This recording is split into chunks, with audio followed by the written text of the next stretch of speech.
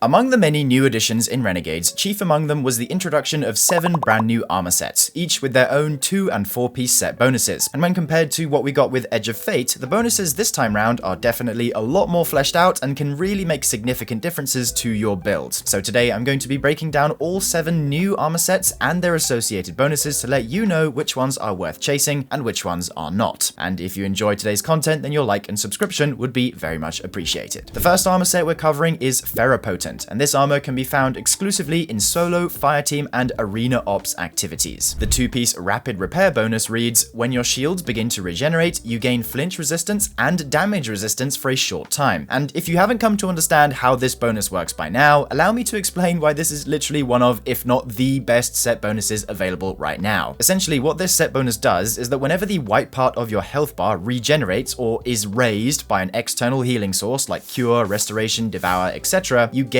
damage resistance. How much? Well, the buff shows up as resist on the left of your screen, lasting for 7 seconds, and one stack of standard resist is 10%, so 10% DR for 7 seconds for just healing. Granted, you can't refresh the resist timer while it's ticking, but it's very easy to reproc. This bonus is amazing, and I cannot understate that. If your build has any source of healing, which most normally do these days, you're now getting an extra 10% DR for just doing what you normally do, which is great. But without getting too sidetracked, how does the 4-piece bonus hold up? Built from scratch is the name, and it reads, while your reserves are low, combatant final blows with weapons provide additional ammo progress based on their ammo type. Primary ammo weapons boost special ammo progress, and special ammo weapons boost heavy ammo progress. And yeah, that's quite a mouthful, so here's the simplified version. If your reserves are low or empty with, say, your special weapon, primary ammo weapon kills provide more special ammo meter progress. And in this example, with max reserves, it took 8 kills for me to make a brick, but with 0 reserves, it took me 7, so 1 less kill. And the increased progress is definitely visible, but is it worth it for a 4-piece set? In my opinion, no, because there are other more valuable 2-piece bonuses you should use instead. Overall, it's a very solid armor set with one of the best 2-piece bonuses available. Definitely try and incorporate this armor into your builds if you can. Up next, we have the Shrewd Survivor set, which is one of 2 armor sets you may earn from the main Renegades experience, dropping from Lawless Frontier jobs, Syndicate rank ups, and so many other places. It's very easy to obtain just by playing Renegades. So what does it do? The 2-piece reflex action bonus reads, swapping to a heat weapon, submachine gun, or hand cannon grants a short period of increased handling and accuracy. This effect is extended by dealing damage with that weapon. And taking a look in game, besides a white flash over your weapon, it's really hard to tell what's actually going on here, and usually that tends to mean the set bonus is pretty average, though the handling is certainly noticeable. The 4-piece hot shot bonus is at least a little more interesting because it reads, dealing final blows while reflex action is active grants a bonus to weapon stat and increases stability, reload, and aim assist for heat weapons, submachine guns, and hand cannons for a moderate duration. And at least this time you can see the buff on your screen because getting a kill grants hot shot for 10 seconds, and thanks to the Destiny data compendium, we know that this effect grants plus 30 weapon stat, plus 20 reload speed, and plus 15 stability, which is pretty average. I get the idea of dedicating an entire armor set to making heat weapons feel better to use, but the benefits don't really outweigh the drawbacks of having to commit to the full 4-piece bonus. And the 2-piece is barely a bonus, so for Shrewd Survivor, I'd have to say no. Thriving Survivor is the second armor set, which also drops like mad from Renegades activities, and at least when compared to Shrewd Survivor, this set definitely feels like the better of the 2. So what does it do? The 2-piece opening act bonus reads, final blows with grenades grant heat weapons bonus stability and vent speed, and grant primary ammo weapons bonus stability and reload speed. And taking a look in game, getting a grenade kill grants 15 seconds of opening act, and during this time, as you can see from the side-by-side comparisons, your heat weapons do have a noticeable stability increase and a slight reduction in vent speed, so we're off to a decent start. The 4-piece room clearing bonus reads, multiple final blows with heat weapons or primary ammo weapons grant bonuses to weapon and grenade stats and increased ammo generation for heat weapons and primary ammo weapons. And in game, you're going to need to score 3 rapid kills, which grants the room clearing buff for 10 seconds. And again, thanks to compendium, we know that this buff grants plus 40 weapon stat and plus 40 grenade stat, which is honestly pretty good. If all I need is 3 kills with a heat weapon to get a pretty substantial stat boost, then I'm all for it. Sure, it may not be the most meta set bonus in the world, but it's a cool bonus. And by the way, it also works with the heirloom exotic crossbow because it's technically a balanced heat weapon under the hood. The more you know. Overall, a pretty fun set with some nice bonuses, nothing too crazy, but good if you want to go all out on blaster weapons. Coming up next, we have the Swordmaster set that drops exclusively from Pinnacle Ops, and as you might imagine, its bonuses are catered towards swords and melee-based things. For starters, the 2-piece ballista extra bonus reads as follows: damaging a target with a sword, glaive, or any melee attack exhausts them. And yep, it does what it says on the tin. Sword, glaive, and powered or unpowered melee attacks apply the exhaust debuff to your target, which by the way reduces the outgoing damage of said target by 25% for 10 seconds. So think of it as a less potent strand sever that, by the way, is also infinitely refreshable, which to be honest is quite nice. The 4-piece Stesso Tempo bonus builds even more on this concept by allowing the following: blocking attacks with a sword or a glaive grants a short period of damage resistance against combatants when you next drop your guard. And essentially the way this works is blocking damage gives you this hidden buff that is granted upon releasing your guard, giving you resist ×4 for a brief duration when you're not blocking, which by the way is a whopping 50% damage resistance. And you can also extend this resist indefinitely as long as you're constantly switching between your guard and offense. Overall, a very cool armor set that would pair rather nicely with any Praxic Blade setup, such as with the Titan Stronghold exotic, allowing for those moments when you're not guarding and actually attacking your target to encase you in even more damage resistance. So if you like the swords, definitely consider investing in this armor set. Very cool looking as well, mind you. Next we have the Sage Protector armor, and this is the set you can earn from the Equilibrium dungeon, and as you might be able to tell, it's heavily inspired by the Jedi Knights, and as a result, it too features some interesting sword adjacent perks. The 2-piece Combat Meditation bonus reads: sword hits return grenade and class energy. Bonus energy is granted if Blade Focus is active. Blade Focus referring to the 4-piece bonus, but we'll get to that. For starters, how much grenade and class ability energy are we talking? Well, when both of them are at 100 in their respective stats, using the Praxic Blade does show a noticeable amount of energy being returned, at least for the class ability. However, this particular energy return is tied to individual damage ticks, meaning if instead we used a perfect 5th caster frame ergo sum, the energy returns are a lot more noticeable. And as the perk says, if you have the 4-piece bonus active as well, the energy you get is just a lot. Like, a lot. Just look at these clips and you'll see. I don't know who made the comparison, but this armor set is effectively this season's equivalent of Haliatus from Ash and Iron, and they couldn't be more correct. Very goofy and potentially viable for damage as well. But anyway, about that 4-piece bonus, Blade Focus is the name, and it reads: briefly guard with a sword to ready Blade Focus. While Blade Focus is readied, hitting a target with your sword increases sword damage and lunge distance for a moderate duration. So one thing at a time. Without the perk active, my Praxic Blade deals 362 damage, then briefly blocking and attacking as soon as I see Blade Focus ready on the left of my screen activates Blade Focus for 7 seconds, and my sword now deals 398 damage, which is a 10% increase. What's even crazier is the lunge distance you get. Normally, the jumping lunge is pretty standard, but then activating Blade Focus makes it absolutely insane. It's like having Eager Edge on every swing for 7 seconds, which is awesome. I love this armor purely for the utility and just the sheer fun factor it offers. Definitely get yourself this set if you can, and PS, if you're into the illegal Void Nade technologies, this set bonus pairs really well with that. Wink wink, nudge nudge. Okay, on to the final 2 sets, starting with Wild Anthem. This armor is obtainable exclusively from Crucible Ops activities. The 2-piece Fanfare bonus reads like so: gain increased reload speed for the bottom half of your equipped weapons magazine. And to be honest with you, the effect isn't very noticeable at all. Yes, it's there, but it's nothing special. The 4-piece Suros Harmony bonus makes it so reloading a weapon grants it a bonus to handling and reduces incoming flinch for a short time. Weapons with the Suros Synergy origin trait are granted increased range instead. And yeah, reloading grants Suros Harmony for 5 seconds on the left of your screen, though this is purely a PvP perk and has no relevance in PvE. However, one cool interaction with this is that it does indeed work with the Suros Regime exotic auto rifle, so it at least gets a point for that. Finally, the very last new set bonus is called New Demotic, and you can earn it from Trials of Osiris, and as you might expect, this is yet another PvP oriented set. The 2-piece Paroli bonus reads: primary ammo weapons gain a bonus to flinch resistance after sliding, which I'm sure is excellent when paired with something like Slide Shot, especially on the new Corundum Hammer hand cannon. At least that's what I think anyway. I don't play enough PvP to make a good call on that. The 4-piece Martingale bonus states: your weapons gain a temporary increase to handling and aim down sight speed when an ally is defeated or you revive an ally. Again, very PvP focused. I'm sure it's good over there, but for PvE, hell no. So that has been your breakdown on all 7 of the brand new set bonuses that came to us with Renegades. Overall, I would say that the most meta set bonus is definitely the 2-piece Ferropotent, purely because of how easy it is to activate and the potency of its effect, especially when paired with something like Smoke Jumper or Ion Adapter. However, if you are wanting to flesh out specific builds of yours that focus around things like the Praxic Blade, the Swordmaster set is excellent for survivability and damage reduction, and the Sage Protector set is amazing for just having a fun time with swords in general, allowing you to spam your abilities and gain Eager Edge like lunge distance constantly. Thriving Survivor is great for any heat weapon enthusiast enthusiasts who want to be rewarded for just using their weapons, but the rest, like Shrewd Survivor, New Demotic, and Wild Anthem, can mostly be forgotten about. Anyway, I hope you enjoyed the video and perhaps learned something new. In any case, I'll see you in the next one. Bye for now, dear viewer.